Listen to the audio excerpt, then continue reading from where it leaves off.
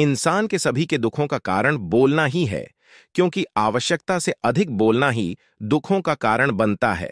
इसलिए कम बोले, सटीक बोले, मधुर बोलें और सबसे जरूरी जितनी आवश्यकता हो उतना ही बोले।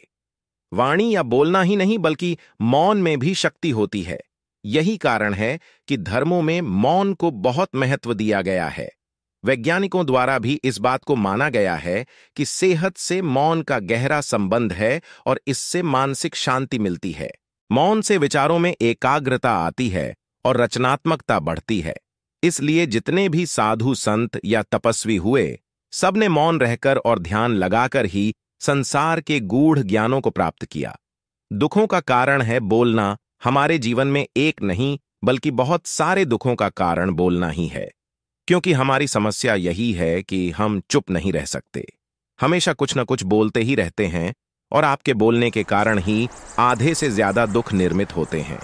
परिवार में कलह क्लेश का कारण भी हमारा बोलना ही होता है। आप जितनी भूख उतना भोजन खाते हैं, जितनी जरूरत उतना कार्य करते हैं, लेकिन क्या आपने इस बारे में कभी सोचा है कि आप कितना बोलते हैं? क्या आप उतना ही बोलते हैं जितनी आवश्यकता है, या अनावश्यक ही सारे दिन बोलते हैं?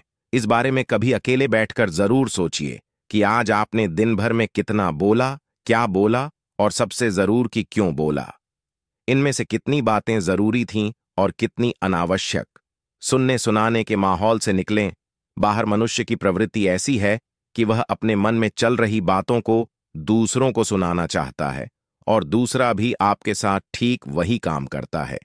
ये बातें किसी अन्य या तीसरे व्यक्ति से संबंधित हो तो सुनने सुनाने का काम और भी दिलचस्पी से होता है। आप फिर जब कभी भी बैठते हैं तो इन्हीं बातों को फिर से दोहराया जाएगा और फिर से इन्हीं बातों पर विचार करेंगे। ये सुनने सुनाने का माहौल जीवन भर चलता रहता है और इस तरह से आप खो देते हैं अपना समय, अपना जीवन, अपनी सोच समझ और वो कीमती पल जिसमें जिया जा सकता है और जिसमें आनंद प्राप्त किया जा सकता है। इसलिए इस सुनने सुनाने के माहौल से बाहर निकलें। क्या है मौन की शक्ति? जब तक हम बाहर की ओर बोलते रहेंगे, हमारे भीतर अशांति रहेगी। जिस दिन हम मन से चुप हो जाएंगे तो तब बाहर हमारे मुख से कुछ भी निकले हम शांत ही रहेंगे। दुनिया में जितनी बुराइयां हैं, परिवार में क्लेश है, पति पत्नी में विवाद है, सब बोलने के कारण ही होते हैं। हम चुप रहना नहीं चाहते हैं, हमेशा सुना देना चाहते हैं, लेकिन व्यर्थ का बोलना ऊर्जा का नष्ट होना है। इसलिए जितने भी बुद्धत्व साधु और संत हुए, वे एकांत की ओर गए, क्योंकि उन्हें अधिक बोलना न पड़े और अधिक सुनना न पड़े। महावीर ने 12 वर्ष और महात्मा बुद्ध ने 10 वर्ष मौन रहने के बाद ज्ञान प्राप्त किया। महर्षि रमण और चाणक्य भी मौन के उपासक थे। लेकिन आप इस संसार में रहकर भी एकांत रह सकते हैं।